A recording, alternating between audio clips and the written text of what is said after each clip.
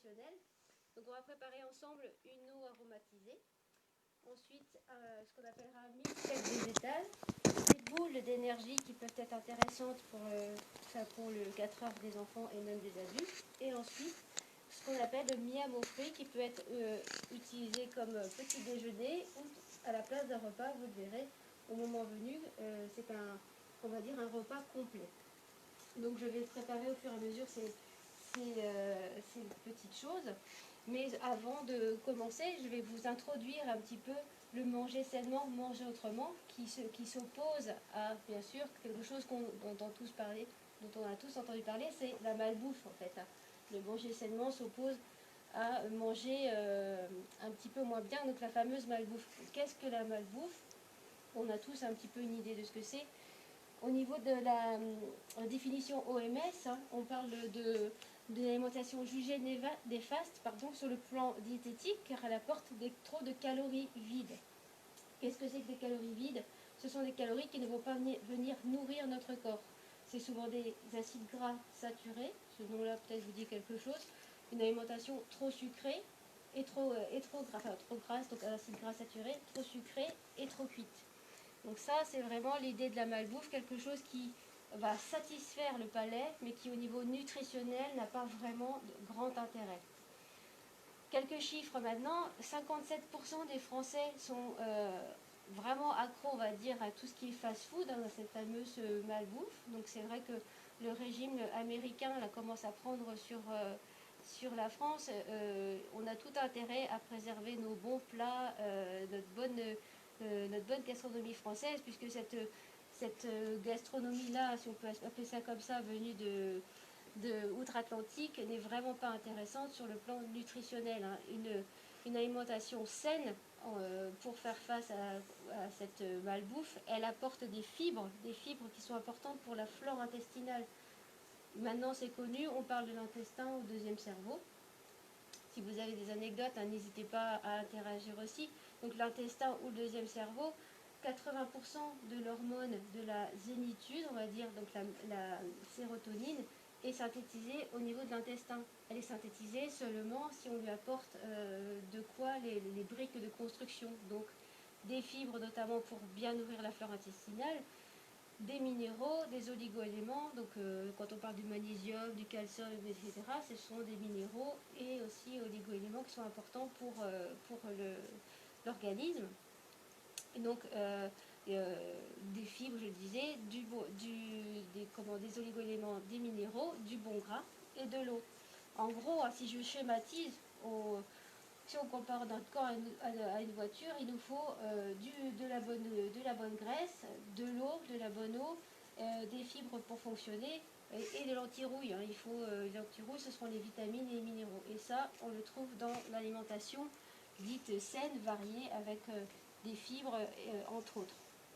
Alors ici, je vous ai mis un exemple, et ça peut se voir tout à fait dans les foyers français, un type de repas qu'on peut y envisager, une pizza, un soda pour accompagner, et puis une petite barre chocolatée pour le dessert. Alors si on parle ici d'un point de vue nutritionnel, la pizza, elle aura pour des avantages d'être trop cuite, trop grasse et trop lourde à digérer. Trop cuite, pourquoi? Parce que quand on cuit trop les aliments, quels qu'ils soient, qu'ils soient même des légumes, etc., les légumes trop cuits, ça apporte des fibres, mais il faut savoir que les vitamines et les minéraux sont dégradés dès 45 degrés. Donc on ne cuit pas trop à 45 degrés, généralement c'est bien au-delà de 60 degrés. Donc à partir de 45 degrés, on sait que la moitié des vitamines sont dégradées, les minéraux précipitent, donc on n'a plus accès à ces sources-là qui sont importantes pour le corps. Trop grasse en acides gras saturés. Les acides gras saturés, c'est la viande, la graisse de palme, toutes les huiles qui figent au froid.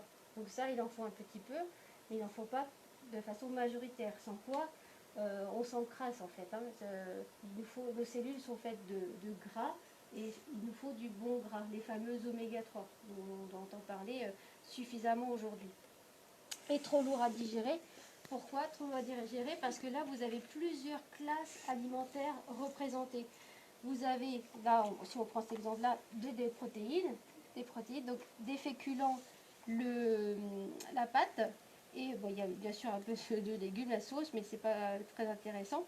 Et il y a de nouveau des protéines. En gros, on a plusieurs sources de protéines et des féculents. Et ça, le système digestif, il a du mal à digérer, ça devient assez lourd. Donc, c'est une alimentation qui va prendre beaucoup d'énergie, euh, demander au système digestif pour être digéré. Et ça demande, voilà, ça demande pas mal de tonus et c'est plutôt au détriment d'autres systèmes. Par exemple, si vous êtes en train de digérer, après un repas comme celui-ci, c'est pas rare d'avoir envie de s'assoupir, faire une petite sieste. Parce que toute l'énergie est concentrée au système digestif et non pas au système nerveux ou locomoteur. D'où l'envie de faire un petit peu de sieste. Si on prend le soda, voilà, vous allez me dire, vous savez quel va être le désavantage? C'est trop sucré. Hein. Le trop sucré, des sodas, le sucre attire le sucre. Vous savez qu'il est difficile quand on commence à entamer une tablette de chocolat de manger qu'un carré sans finir la tablette. Le sucre attire le sucre et en plus il est pro-inflammatoire, c'est-à-dire qu'il favorise l'inflammation globale de l'organisme. Donc ce n'est pas du tout à favoriser. Et enfin, la petite barre chocolatée, elle aussi, va être trop sucrée. Hein, donc là, en gros, on a quelque chose, on a un repas qui va être trop riche, trop lourd à digérer, donc trop sucré, trop gras et trop cuit. Ça va être vraiment l'idée de la malbouffe. Hein, attention, vous allez voir ma superbe tablette 2.0. Hop, la malbouffe, si on schématise, si on résume, c'est une alimentation trop sucrée, trop grasse, trop cuite. Donc, pour contrebalancer ça, qu'est-ce qu'il faut emmener? Donc, je disais des fibres. Je vais vous citer un exemple de fibres au quotidien, dans l'alimentation. Source de fibres. Des légumes, par exemple, mais aussi le pain semi-complet est très intéressant, riche en fibres. Donc, les fruits, les légumes, tout un tas de graines, tout ce qui est céréales semi-complètes aussi est intéressant. En gros, j'allais dire toute l'alimentation un peu d'antan qu'on peut avoir. Hein, on peut avoir nos grands-parents, du pain avec du pain noir un peu fibreux, des légumes à foison et une proportion un petit peu moindre de protéines. Aujourd'hui, on est plutôt sur un schéma inverse. Les légumes accompagnent à peine la viande. Il y a beaucoup trop de protéines par rapport au ratio de légumes. Donc c'est vrai qu'une assiette équilibrée, on dit que c'est à peu près la moitié de légumes, un petit peu de féculents et un petit peu de protéines, et non pas l'inverse. Donc on va commencer par la confection d'une eau aromatisée pour un petit peu, si on peut espérer, supplanter les fameux sodas, les sodas qui sont consommés à toute heure. Donc pour faire une eau aromatisée, là vous avez plusieurs recettes possibles. Aujourd'hui on va faire une eau à la menthe, gingembre et citron. Vous pouvez aussi, pour que ce soit un peu plus appétant pour le jeune public, faire avec des fruits, mettre par exemple des framboises ou des fraises ou encore des cassis. Malheureusement aujourd'hui il n'y en avait pas, donc ce sera menthe, citron, gingembre. Et ça, du coup, c'est très peu riche en calories. Du coup, vous avez une eau qui est aromatisée, agréable en bouche et pas du tout sucrée et pas du tout addictive comme les sodas. Donc là, c'est assez simple. Vous mettez, là, c'est de la menthe, hein, une menthe. Je vais mettre deux types de menthe d'ailleurs. Une menthe verte et puis une menthe marocaine, la fameuse menthe, vous savez, qui a un petit goût chewing-gum, la menthe utilisée pour faire aussi le thé à la menthe. Hop, dans une bouteille d'eau. Là, j'ai utilisé de l'eau de source, hein. Faisons local, l'eau des Monts d'Arrée. Vous êtes de la région tous ou pas? Ouais. Ouh, à côté. Alors, l'eau des Monts d'Arrée qui présente l'intérêt d'être faiblement minéralisée. Donc, l'eau de boisson au quotidien. La boisson idéale, l'eau de boisson, c'est une eau faiblement minéralisée. Pourquoi? Parce que les minéraux peuvent fatiguer à terme les reins. C'est-à-dire que les eaux type Épar, Salvetta, etc., qui sont en plus gazeuses, ne représentent pas des eaux de boisson idéales. Alors, on va dire en général, hein, dans certains cas, ça peut être intéressant, mais pour vraiment hydrater nos cellules, c'est une eau faiblement minéralisée pour vraiment ne pas solliciter trop l'élimination des reins. Après, l'épargne, etc., je disais tout à l'heure, ça peut être intéressant dans les cas de terrain de constipation l'épargne va faire une chasse intestinale intéressante. Mais c'est vraiment sur des périodes ciblées. On ne va pas prendre l'épargne ou la Contrex sur le long terme, sans quoi je vous dis, elle fatigue les reins. Et l'eau du robinet, est-ce qu'elle contient des minéraux? Alors ça dépend où on se trouve. Si vous avez la chance d'habiter vers les monts d'Arrée, vous avez une eau de cette qualité-là, donc il n'y a pas beaucoup de minéraux.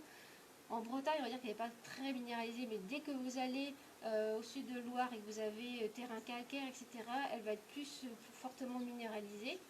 Parce que il n'y a pas de filtre, sauf les filtres éviers, vous savez, les filtres type osmose inverse qui enlèvent un petit peu les minéraux, qui donnent de l'eau déminéralisée. Sinon, l'eau que vous tirez du robinet est minéralisée. Donc, si vous buvez l'eau du robinet, l'idéal, c'est de la soutirer à l'avance et la laisser un petit peu respirer, s'oxygéner, on va dire ça comme ça, derrière une vitre au soleil, en fait. Et là, du coup, déjà, le chlore s'évapore, puisqu'elle est chlorée.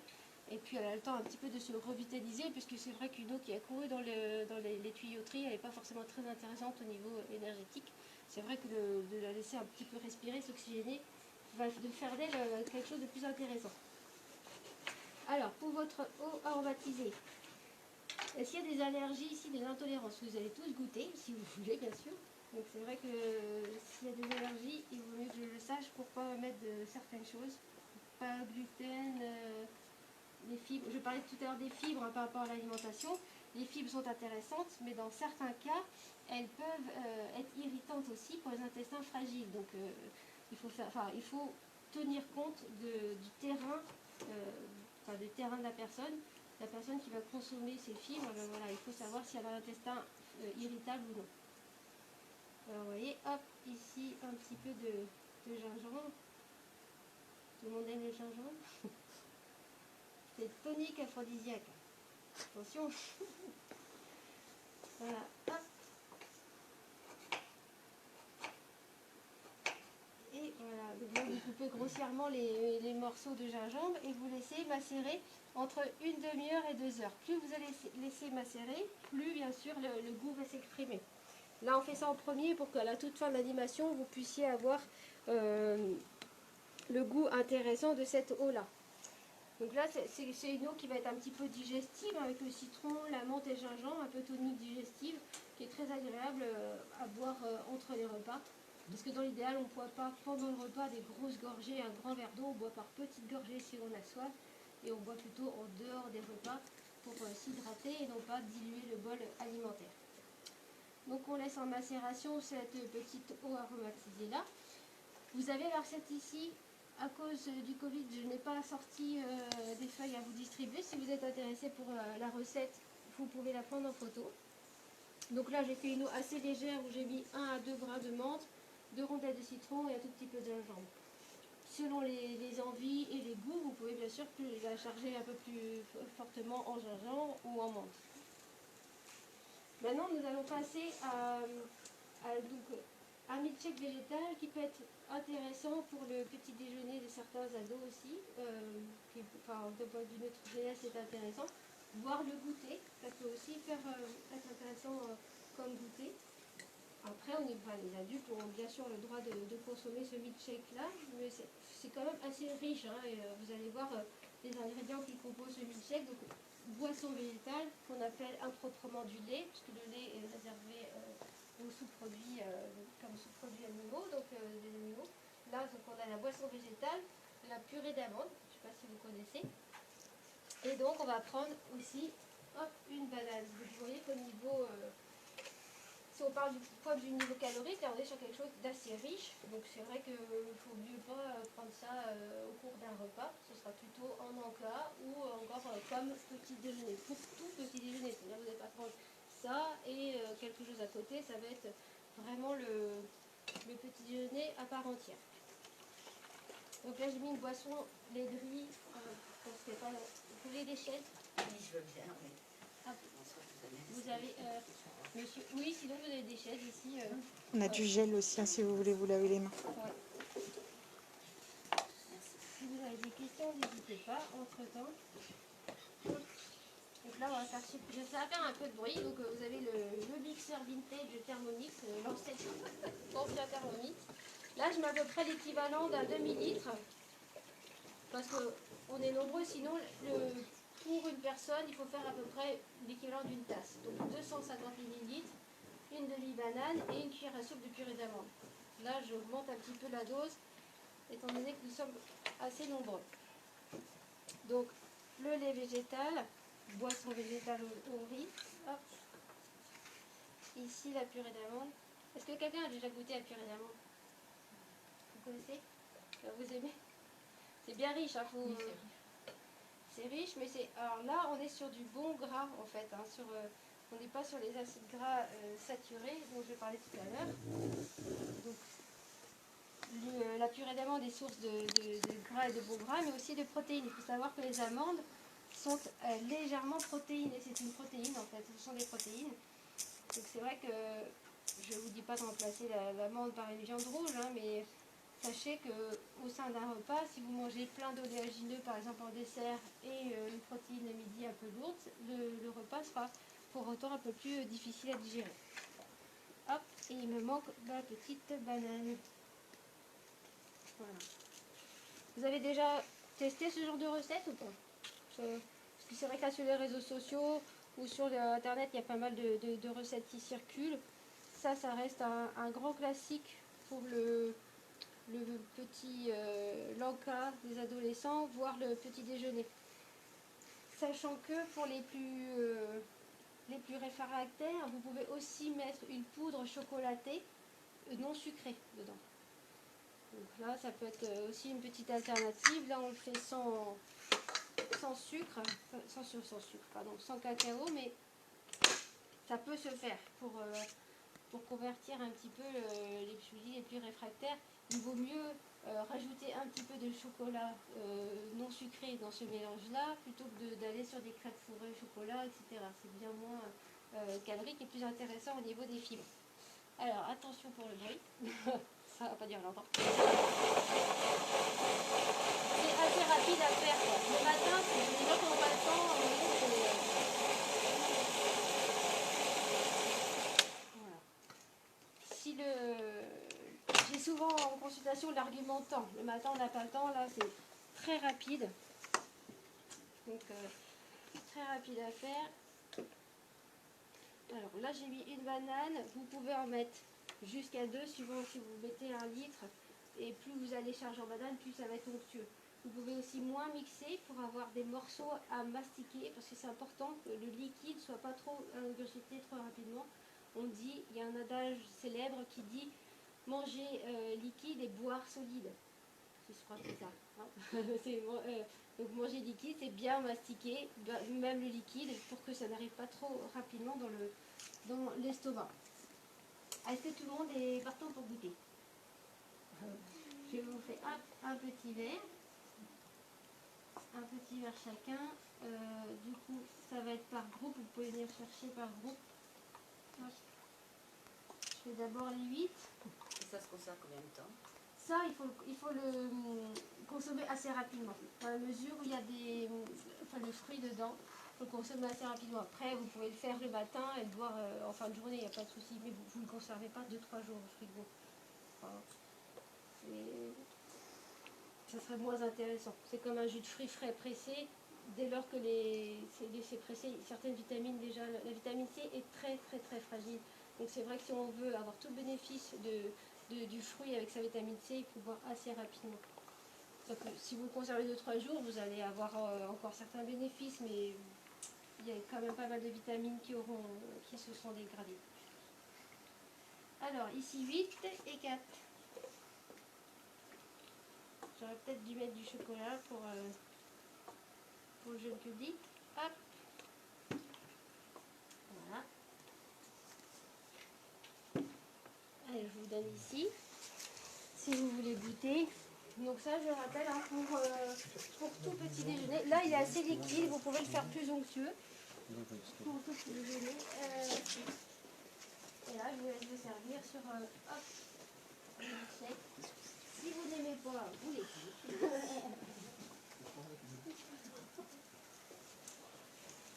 Voilà, hop. Et hop, je vais réutiliser mon fidèle destrier. Allez-y. Je vais garder ça noté. Alors, comment on fait? C'est bon? Ouais, sur la banane. Vous sentez la banane? Vous aimez la banane ou pas? Oui. Ouais, parce que c'est ça aussi. Y a pas, vous ne pouvez pas mettre trop d'autres fruits que la banane avec le lait végétal. Sans quoi ça va vite être acidifiant. Donc c'est vrai que... De toute façon, dès qu'on utilise la banane pour quelque chose, c'est la banane qui prend tout de suite le pas. Oui, ouais, ça prend. Ça prend le pas sur pas mal de choses.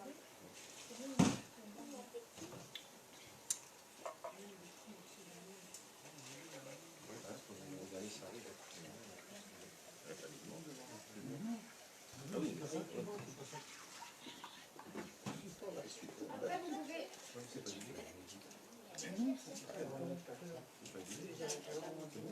vous pouvez utiliser différents laits aussi, différents laits végétaux. Le lait de...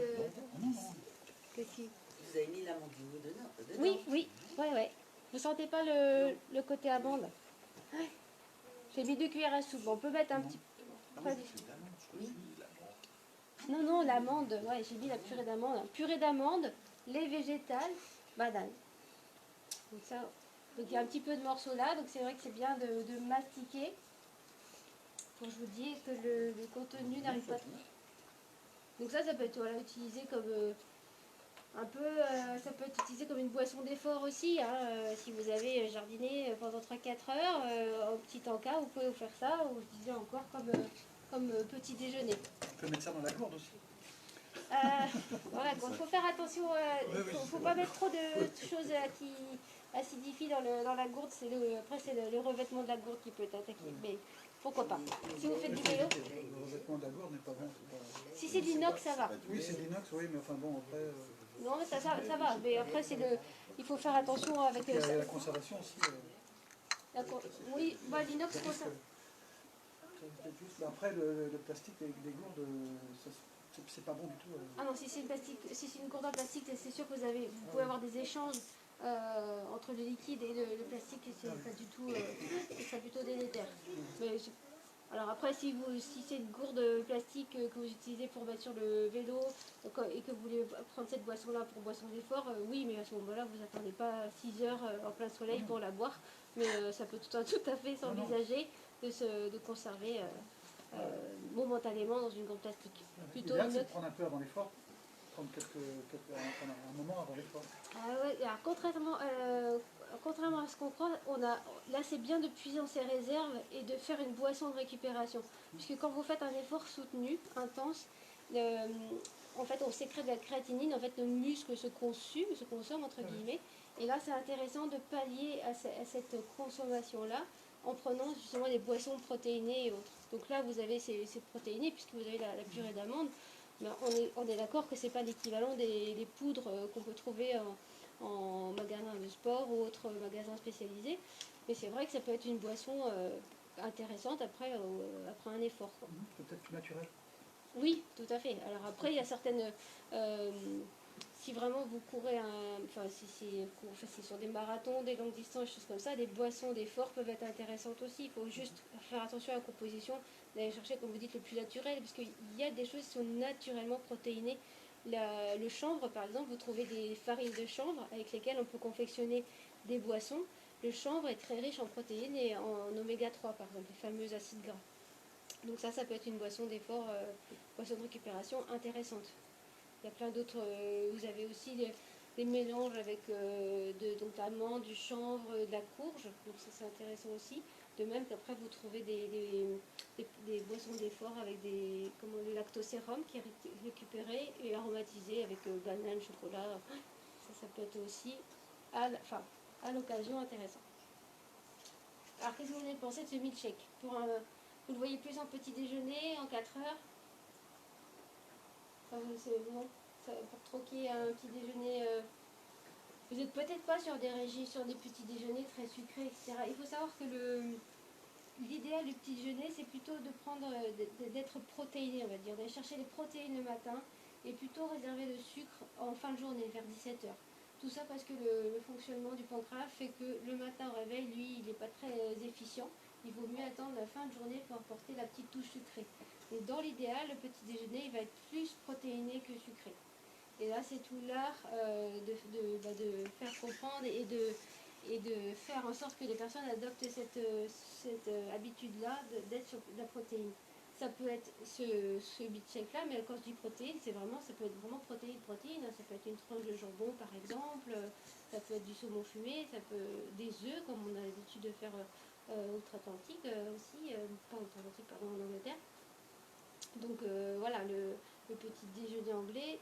Après, il y a trop de mélange de protéines, mais les œufs à la coque, les œufs au plat le matin, c'est plutôt intéressant. Je nettoie mes petits trucs. Là, on va passer sur les fameuses boules d'énergie qui vont plutôt être intéressantes. Là, pour le petit déjeuner, c'est peut-être un peu trop sucré, peut-être plus pour le goûter. On va faire ça. Hop.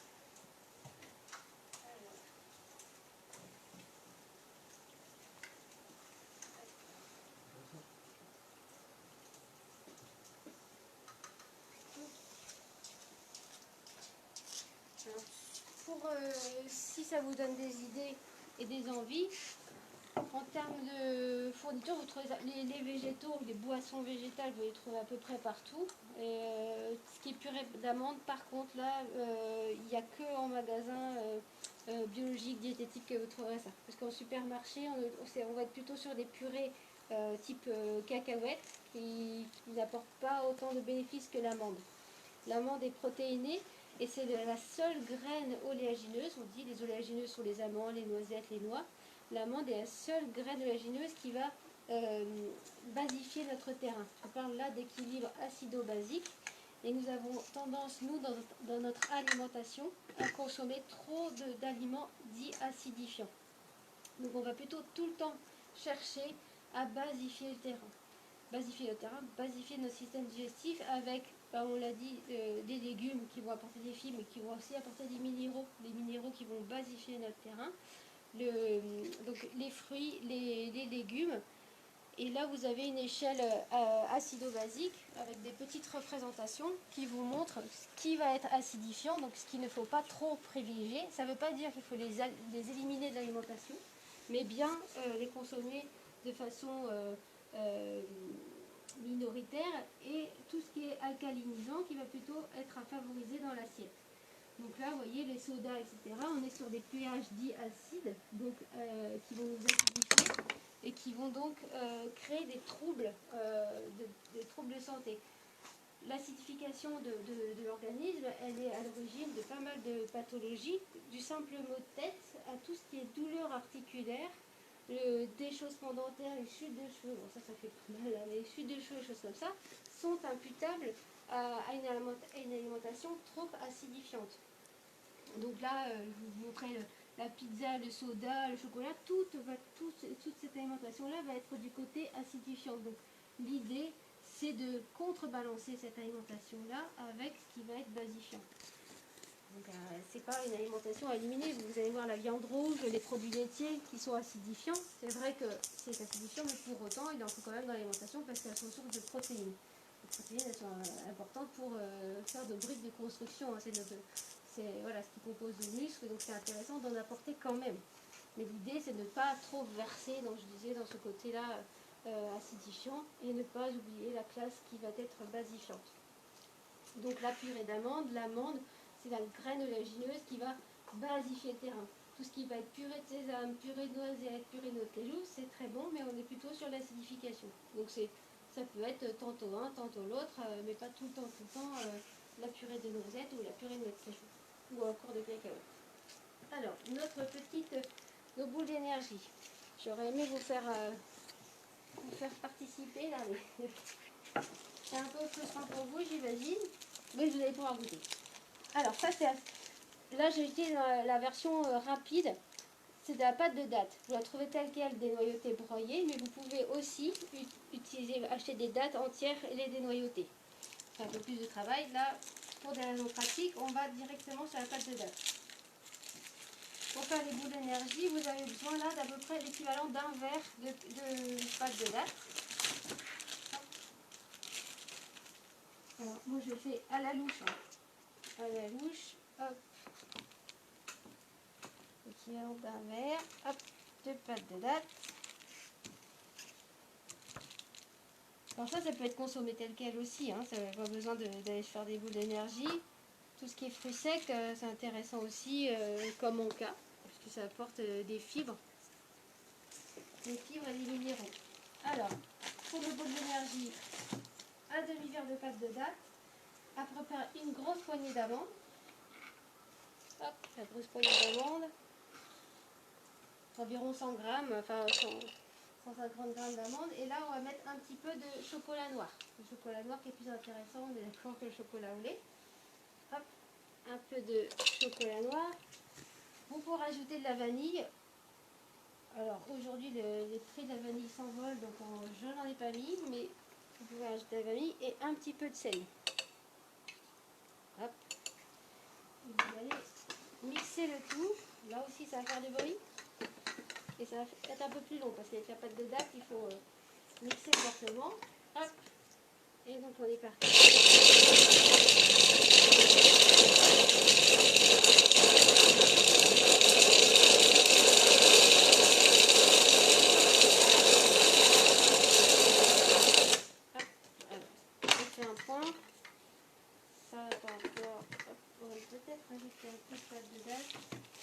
Il faut que ce soit suffisamment collant pour confectionner des petites boules ou des petites barres. Donc vous pouvez rajouter au besoin un petit peu, si vous avez mis trop d'amande ou de noix de coco que j'ai oublié, je vais rajouter tout de suite. Personne n'a d'intolérance à la noix de coco. Ok, alors un petit peu aussi. Après, c'était vraiment sympa à faire avec les enfants. Vous avez tout un tas de recettes aussi. Allez, des recettes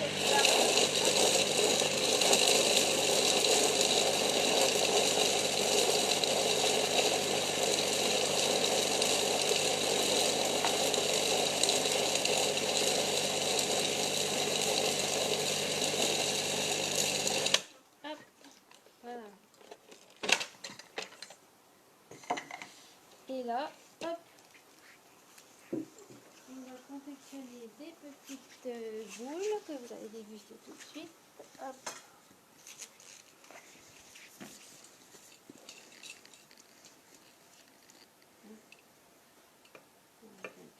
Vous voyez, il faut que ce soit suffisamment moelleux pour que on puisse faire des petites boules. Alors, vous pouvez les faire comme ceci et après ce qu'on appelle le topping, là, ce qui va recouvrir, vous pouvez aussi mettre encore un peu de coco, ça fera très joli, ou des graines de sésame par exemple. Voilà, hop, faire un petit bain de noix de coco et voilà, vous avez votre petite boule. Pour le goûter, vous pouvez envisager d'en manger 2-3 largement et après vous conservez le reste une semaine au frigo. Vous servez bien au frigo, ça se conserve une semaine à peu près. Et là encore, vous faites évoluer la recette, hein, vous avez des possibilités de mettre du cacao en poudre, non sucré idéalement, et au lieu de mettre des amandes, mettre des noisettes, des noix. Vous avez aussi, pourquoi pas, le banane séché, des choses comme ça. Si vous voulez goûter, soyez pas timide, allez, servez-vous. Vous êtes prêts pour ça. Hop.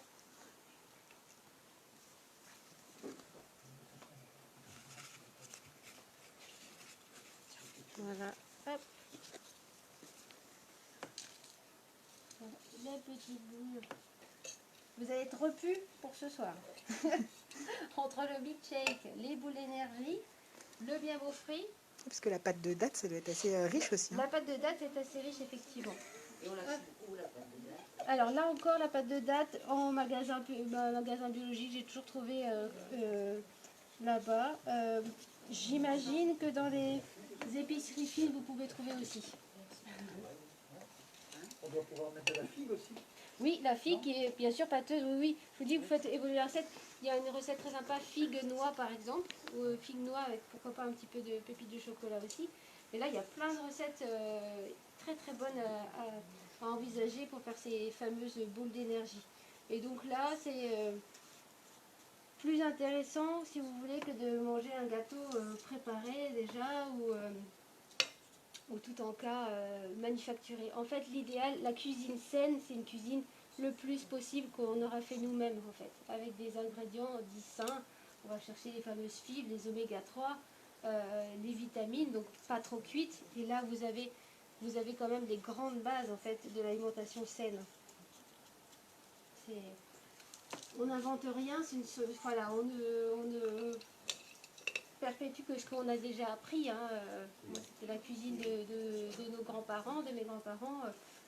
Aujourd'hui, le bouillon de poule revient par exemple très bien en force. Hein. Le bouillon de poule est très intéressant pour nourrir la flore intestinale, pour cicatriser la flore intestinale. C'est quelque chose qu'on a oublié, mais qui s'avère très très intéressant, bon marché et qui valorise en plus nos déchets. Quand si vous avez une carcasse de poulet, là vous faites cuire votre carcasse avec des légumes et vous avez une entrée très saine. On peut trouver quelque chose de simple, bon et efficace. C'est ça. Et la cuisine saine, il n'y a pas besoin forcément de cuisiner 4 heures pour que ce soit sain. C'est vraiment, ça peut être très vite fait.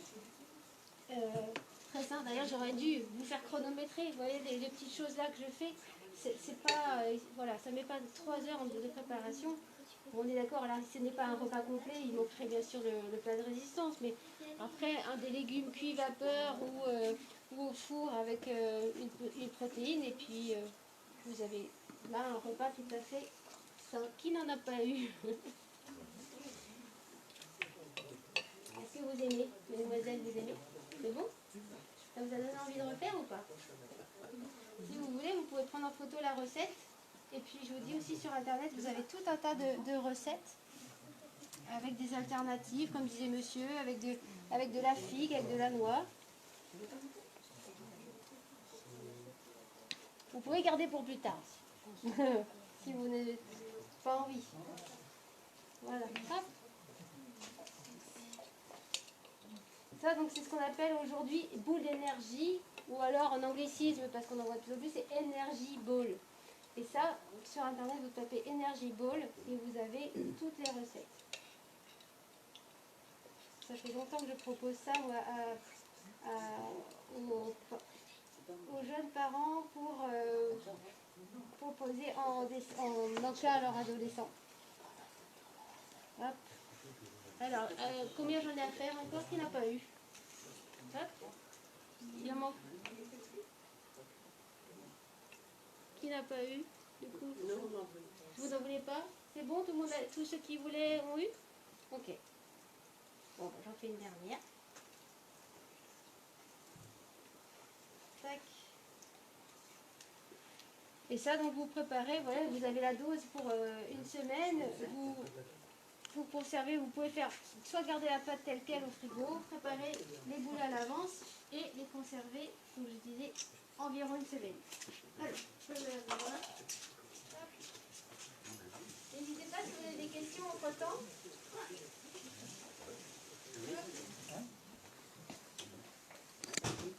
Des questions sur votre petit déjeuner aussi.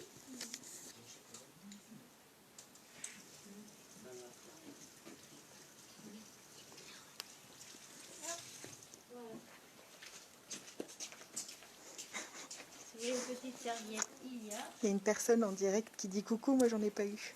Ah, bah voilà. Ben venez, hein, venez l'école rurale jusqu'à 18h. Ah, il y en a une deuxième. Alors là, donc on était sur le milkshake pour petit déjeuner en cas, les boules d'énergie en tant qu'en cas, on est d'accord. Là, on va passer sur ce qui s'appelle le miam au fruits. Le miam au fruits, d'après une recette de France Dusin. Peut-être vous connaissez de nom, célèbre navigatrice, qui a revu au goût du jour la crème Boudwig, du docteur Kruspin. Donc là, on est sur quelque chose qui s'apparente à la crème Boudwig, mais sans le produit laitier, car plus digeste. Donc la base, c'est une mayonnaise, on va dire, avec la banane, du jus de citron et de l'huile. C'est pour ça que je vous dis que ce petit déjeuner-là, où cette préparation peut faire office de repas, puisqu'on a toutes les classes alimentaires représentées, les lipides, les protéines avec les graines et les glucides avec les fruits. Les glucides, c'est intéressant, mais c'est intéressant de les consommer comment dire ça. Quand on me demande si les fruits sont des encas, enfin, sont bons à manger, je vais dire oui dans la mesure où il y a les fibres encore. C'est-à-dire que le fruit va être intéressant entier. Quelqu'un qui va faire, qui a eu la mode des extracteurs de jus et qui, voulant bien faire, au début a commencé à mettre des légumes et bien a vite versé, pour une question de goût, dans l'extraction du jus des fruits. Là, ça devient moins intéressant car les fibres sont mises de côté.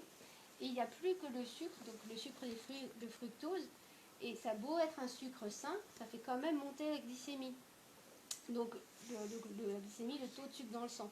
Donc ça n'est pas un idéal de boisson que des jus de fruits. Si vous voulez avoir quelque chose d'assez sain, donc plutôt les fruits en entier avec les fibres pour éviter que le sucre dans le sang monte trop vite. Le sucre dans le sang, il est néfaste, on est d'accord, pour les personnes qui souffrent de diabète, mais chez tout le monde, d'avoir une glycémie qui fait comme ça les montagnes russes, ça fatigue le pancréas et ce n'est pas un idéal pour n'importe qui en fait. Donc c'est vrai que dans l'idéal, on essaie d'avoir une glycémie assez monotone qui ne fait pas trop de pics. C'est pas évident, on est d'accord, mais dans un idéal, en tout cas, plutôt en fin de journée, le sucre. Et sur les repas de midi et matin, le petit déjeuner, plutôt des protéinés, quelque chose de protéiné, sans sucre ajouté. Alors, la base pour le miam aux fruits, donc c'est une demi-banane que vous allez écraser. Alors, il y a des personnes qui me disent souvent, je ne digère pas la banane. C'est intéressant de tester la banane écrasée, parce que le fait d'écraser, ça équivaut comme à une mastication, en fait, comme une prédigestion. Donc, c'est vrai que c'est intéressant de tester bien écrasée et une banane mûre. Vous voyez, là, elle est peut-être un peu encore trop verte, mais c'est vrai que la banane idéale à consommer, elle peut avoir des petits pics noirs sur la peau. Là, vraiment, on est sur une banane mûre qui n'est pas riche en latex, qui va être facile à digérer. Donc, on fait l'espèce d'écrasé de banane. Ensuite, hop, l'équivalent d'un demi-jus de citron. Et ce petit déjeuner, alors là par contre, ça demande un petit temps de préparation. Il y a des choses que vous pouvez faire à l'avance. Par exemple, c'est broyer les graines. Je vais au fur et à mesure que je ferai la recette, je vais vous expliquer. Vous pouvez broyer à l'avance les graines, mais pas trop non plus, seulement 2-3 jours à l'avance. Les fruits, c'est bien de les couper au moment où vous les consommez le miam aux fruits, parce que comme ils sont très frais, ils vont s'oxyder si vous les préparez trop à l'avance. Donc vraiment les fruits, idéalement à la dernière minute. Donc, hop. Et l'équivalent de 2 cuillères à soupe d'huile. Alors là, j'ai fait très local puisque c'est l'huile que vient du Ménésome. C'est vraiment tout à côté. Donc là, hop, l'équivalent de 2 cuillères à soupe d'huile. Et vous faites, ce qui est marqué dans la recette, l'équivalent d'une mayonnaise. Donc il faut vraiment que la banane et le jus de citron englobent toute l'huile, qu'on voit plus du tout l'huile.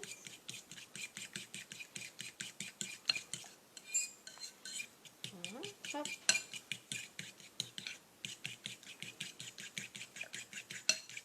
Alors, les personnes qui sont écœurées à l'idée qu'il y ait de l'huile, vous la sentez pas du tout, hein. Avec la recette, au final, vous n'allez pas voir. Vous voyez, ici, on voit pas du tout, on n'imagine pas qu'il y avait de l'huile tout à l'heure, hein. C'est vraiment ce qu'on appelle monter en mayonnaise de la banane et le jus. Ensuite, vous rajoutez les fruits de saison. Donc, on vous dit dans la recette 3 fruits différents. Des fruits pas trop aqueux, donc pas de pastèque, pas de melon, pas d'agrumes. Parce que ce sont des fruits à digestion rapide et avec trop d'eau. Et cette richesse en eau va pouvoir faire fermenter un petit peu le produit fini dans l'estomac. Donc c'est vrai que plutôt des fruits type la pomme, poire, fruits de saison, la nectarine, des fruits rouges, c'est super. Les fruits rouges sont riches en pigments qu'on appelle les anthocyanes. Les anthocyanes sont très antioxydants, donc très intéressants. Vous pouvez aussi mettre des cerises, des fruits exotiques, litchi, papaye, enfin vraiment ce que vous aimez, si possible de saison. Donc vous coupez, hop, sur la banane et le jus de citron, quelques fruits dessus. Là j'ai épluché, c'est pas une obligation. Tac. Hop. Pareil, s'il y a des personnes qui ne souhaitent pas avoir certains fruits, par rapport à... Non. Donc là, on va mettre de la poire, de la pomme, une nectarine et quelques myrtilles. Ça fait plus que 3 fruits, mais soyons généreux. Au diable l'avarice. Quelqu'un connaissait déjà la recette du miel aux fruits, France Guillain, non? Ça commence aussi à être assez connu comme petit déjeuner sain. Hop.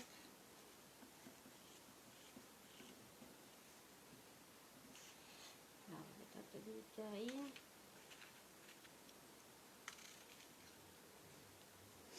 Oui, elle est énorme. C'est un nectarine de pomme parce qu'elle est bien dure. Bah, elle a du goût. Elle est goûtée, mais c'est vrai qu'elle est, hop, elle est un peu dure. Ah ben, on a eu du soleil pendant le confinement. Hein. Ça a profité aux Ce sont des fruits. produits traités ou pas? Non, là, La banane quand même? la banane, alors, en bio, alors tout ce qui est là, du coup, est en produits issus de l'agriculture biologique. Ça, c'est bien. Non, la banane, elle est certifiée aussi en bio, mais en traitement. Alors, parce que le bio ne veut pas dire qu'on n'a pas besoin enfin, qu'il n'y a pas besoin de traiter ou qu'on ne traite pas. Mais après, c'est des choses qui sont compatibles. La banane, la pomme, il y a énormément de traitements, oui, oui, oui. Mais alors La fraise aussi. la fraise, ouais, aussi. Après, c'est vrai que je ne pourrais pas vous dire quel traitement on peut mettre ou pas sur la banane pour être compatible avec l'agriculture biologique, mais on est d'accord que c'est quand même, il y a moins de traitements que celles qui sont dites en conventionnel. Hop, voilà. Et non, la pomme, ça fait partie des fruits les plus traités. Je crois que c'est pas moins de 30 passages de produits chimiques sur la pomme. Donc c'est vrai que voilà, on peut ne pas Et pour éplucher. les conserver, ils en mettent aussi. Dans les frigos. Sur les fruits, ouais. Enfin, Même, surtout les fruits en général. Ouais, je sais que le côté brillant sur les fruits, ça c'est aussi un traitement qui donne le. Vous voyez que C'est des vernis. oui, les vernis, c'est un traitement, c'est absolument pas naturel, donc c'est vrai que bon. Si on peut éviter de manger ce genre de choses, c'est pas plus mal. Et là, vous soulevez quelque chose d'intéressant, enfin, avec cette discussion. Le manger sain, ça ne veut pas forcément dire. Enfin, je vais faire peut-être réagir certaines personnes, mais manger sainement, ça ne tient pas forcément compte de l'agriculture qui est derrière. Manger sainement, ça ne veut pas forcément dire que biologique. Là, le manger sainement, ça fait référence à comment vous nourrissez vos cellules, avec quoi vous les nourrissez. Donc c'est vrai que là je disais tout à l'heure, hein, c'est une alimentation riche en fibres, riche en antirouilles, des vitamines, des minéraux, et riche en gras et en bons gras. Mais ça, du coup, ce gras et de bon gras, on parle d'oméga 3, et l'oméga 3, là, il fait fi de l'agriculture biologique ou pas. Après, parce que si vous voulez, l'oméga 3, enfin la noix est riche en oméga 3, donc ça c'est un bon gras, mais c'est vrai que c'est intéressant de la mettre dans l'alimentation. Si elle est cultivée en agriculture biologique, on est d'accord que ça représente un idéal, parce qu'il n'y a pas de traitement. La noix est aussi énormément traitée, mais au niveau composition, ça reste un acide gras, donc intéressant pour l'organisme. Donc voilà, c'est vrai que le manger sainement, c'est comment vous nourrissez vos cellules. Après, effectivement, si on est pointilleux, c'est aller voir juste comment a été produit tout ce qu'on met dans notre assiette, quel traitement ils ont subi, etc. Mais à la base, c'est vraiment bien nourrir notre sphère intestinale, huiler notre machine et mettre de l'antirouille. Après, propre à chacun de choisir son antirouille, son gras, on est d'accord. Parce que c'est vrai que les traitements, on dit les pesticides, ou tous les intrants, tous les traitements qu'on met sur les fruits, notamment sur les légumes, ces produits chimiques-là, ils ont une affinité avec le gras. C'est-à-dire on dit liposolubles. Ils aiment beaucoup se mélanger avec le gras. Et ce gras-là, si on l'absorbe nous, le cerveau qui est composé à 60-70% de gras ne fait pas barrière en fait. Comme le cerveau est composé de gras, enfin, est composé de gras majoritairement, il n'y a pas de filtre en fait. Dans la mesure où ces molécules grasses, hop, ça monte directement au cerveau. Donc après, c'est vrai qu'il faut choisir. Est-ce qu'on a envie de mettre ces oméga 3 qui sont bons pour la santé, chargés de molécules chimiques entre autres les pesticides, ou est-ce qu'on veut les mettre avec le moins possible, avec l'agriculture biologique. Ça, on est sur d'autres aussi considérations, mais c'est quand même intéressant de soulever, de se poser la question. Alors, je continue avec mes fruits. Ah, on a une personne en direct qui demande c'est quoi le nom de la recette. Le miam aux fruits. Miam comme miam miam, miam aux fruits. Merci. Tu peux filmer la recette si tu veux. Ici, ça c'est la recette qui a été éditée par France Divin. Donc hop, on va mettre quelques myrtilles aussi.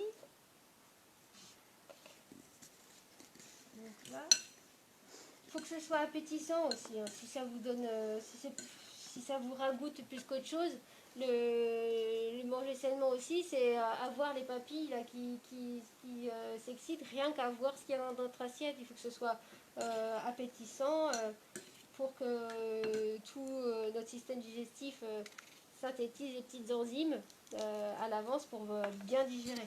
Puisque la digestion, elle commence avant tout dans le cerveau. Rien que de voir l'alimentation, voir ce qu'on va manger, il y a des choses qui s'opèrent en fait, et la digestion, elle commence là. Ensuite, premier axe, c'est la mastication. Il faut bien mastiquer pour avoir le bénéfice de toutes les vitamines et les minéraux aussi. Le miam aux fruits, si vous voulez que ça tienne au corps comme petit déjeuner, il faut bien mastiquer.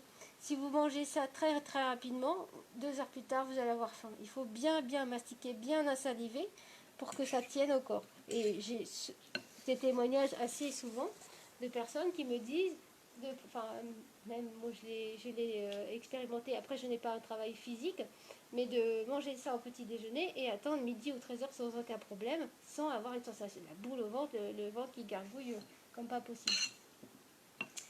Voilà, et hop, enfin, on va mettre donc les graines. Là je les ai moulues à l'avance parce que dans un idéal, les graines de lin et de sésame sont tellement petites qu'elles ne sont pas bien mixées en fait dans des mixeurs traditionnels.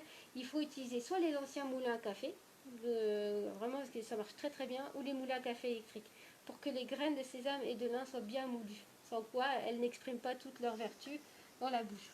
Et là, hop, vous mettez l'équivalent, donc d'ici, d'après la recette, 2 cuillères à soupe d'un mélange lin-sésame que vous pouvez préparer à l'avance dans un petit bocal. Donc vous préférez préparer un mélange lin-sésame broyé que vous conservez 2-3 jours au frigo.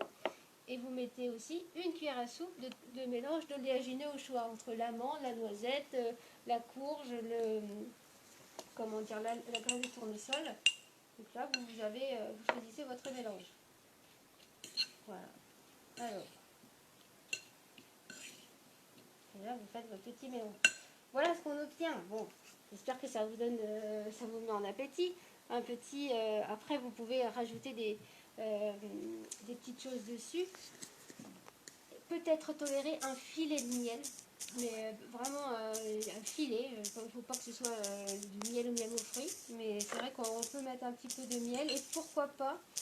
Du pollen frais, du pollen aussi, vous savez, des petites pelotes de pollen qu'on trouve accrochées aux pattes des abeilles. Ça c'est très riche en fibres, en probiotiques, donc c'est intéressant aussi de mettre ce pollen là sur le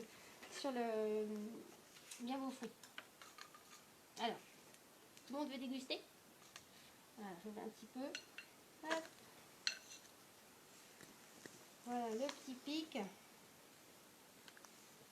ça, voilà. Hop. Donc le miam aux fruits que vous pouvez donc utiliser, consommer en petit déjeuner, mais aussi pour tout repas, que ce soit midi ou soir, si vous avez envie de quelque chose d'un peu plus frais en bouche, facile à digérer. Et vous pouvez aussi le mixer, de faire un smoothie avec. Et donc pareil, là, le smoothie, vous allez bien l'insaliver, bien le mastiquer, comme s'il y avait les morceaux dedans, pour ne pas trop... que le contenu arrive rapidement dans l'estomac et que ça en devienne lourd. Parce qu'on me demande souvent la soupe en entrée, par exemple. La soupe, les gens ont plus l'habitude de manger la soupe mixée. Si elle est soupe mixée, il n'y a pas de problème au niveau de l'alimentation, c'est très simple, mais si elle arrive trop vite dans l'estomac, ça aura tendance à alourdir le fond de l'estomac. L'estomac est en forme de haricot. Et l'évacuation de l'estomac se fait un peu plus en hauteur que l'haricot. Vous imaginez le rein, pareil, c'est les tuyauteries qui s'ajoutent au rein. elle est un petit peu en deçà du bas du fond du rein. Là, c'est pareil pour l'estomac. La vidange, elle se fait un petit peu en deçà du fond d'estomac. Et si on prend des choses trop liquides et qu'on les ingurgite trop rapidement, ça étire le fond de l'estomac. Et donc, reste toujours au fond de l'estomac un petit peu de liquide. Et ce liquide, il peut rentrer en fermentation et favoriser tout ce qui est remontée acide, lourdeur d'estomac, aigreur, etc. Donc, dans un idéal, tout ce qui est liquide, je vous le disais, plutôt bien l'insaliver, bien le mastiquer pour que ça arrive par perfusion tranquille au niveau de l'estomac et que ce soit évacué aussi très facilement. C'est pas rare d'entendre le fameux gloup gloup là, vous savez, quand on boit trop vite, c'est vrai que là ça reste sur l'estomac. Hop. Voilà. Tac. Là vous aurez mangé jusqu'à ce soir. Hop.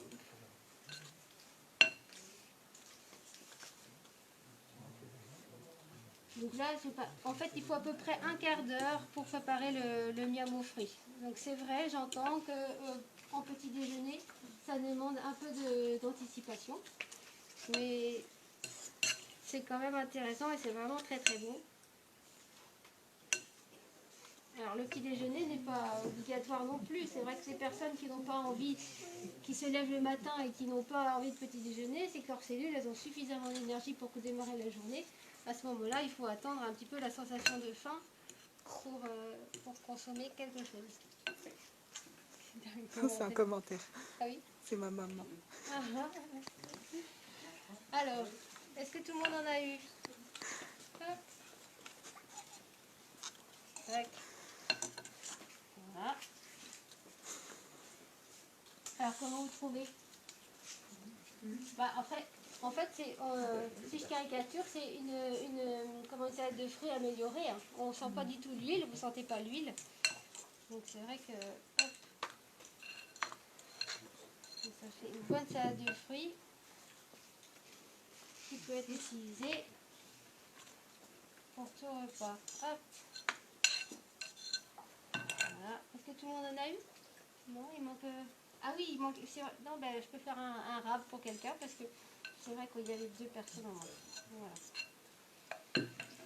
Donc ça, si vous voulez la recette, ça c'est la recette éditée par France Guillain. On vous dit que c'est vraiment quelque chose qui va être facile à digérer, qui va favoriser la détoxification, détoxination. Donc c'est vraiment intéressant. Donc on est quand même sur quelque chose d'assez complet, un repas assez complet et qui va favoriser aussi l'élimination des toxines du corps. Parce que c'est pas le tout de manger sain, mais on a tous des toxines ingérées par l'alimentation, mais aussi des toxines qu'on se génère par le stress. Je vous parlais d'acidification tout à l'heure. Le stress est un facteur acidifiant très important. On peut manger le plus parfaitement du monde. Quelqu'un qui va être extrêmement stressé va faire fermenter tout ce qu'il va ingérer et ça sera l'équivalent de malheureusement une alimentation dite malsaine. Quoi.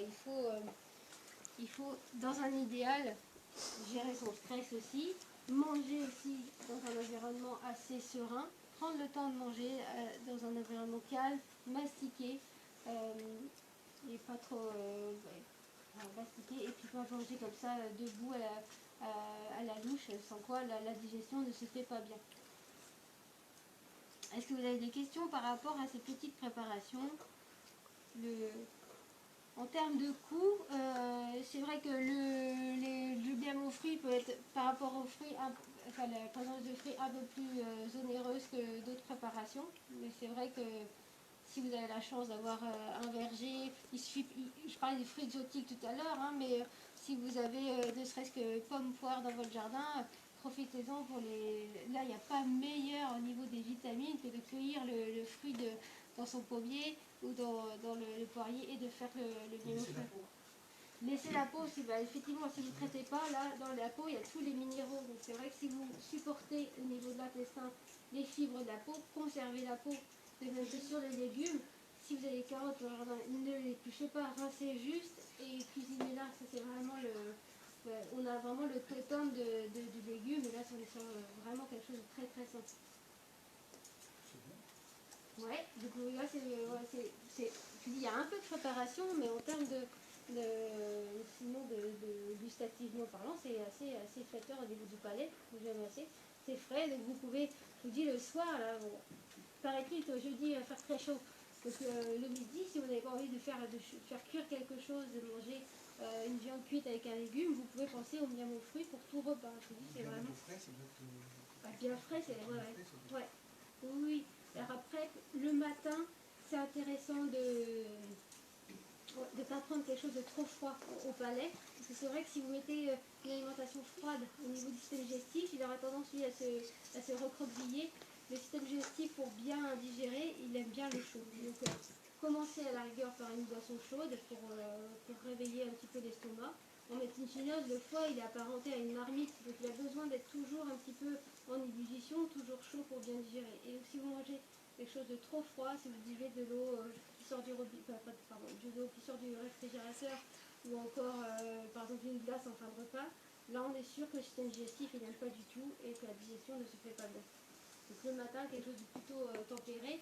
Après, le midi, s'il fait bien chaud, bien frais, mais mastiquez bien pour que ça arrive à température en bouche. Ça ne peut pas être acidifiant le miel aux fruits si vous mastiquez bien et si la bouchée est amenée par la température de la bouche à 37 degrés. Si vous avalez trop vite votre bouchée et qu'elle est trop froide, l'estomac derrière il va faire la différence. Donc toujours bien mastiquer.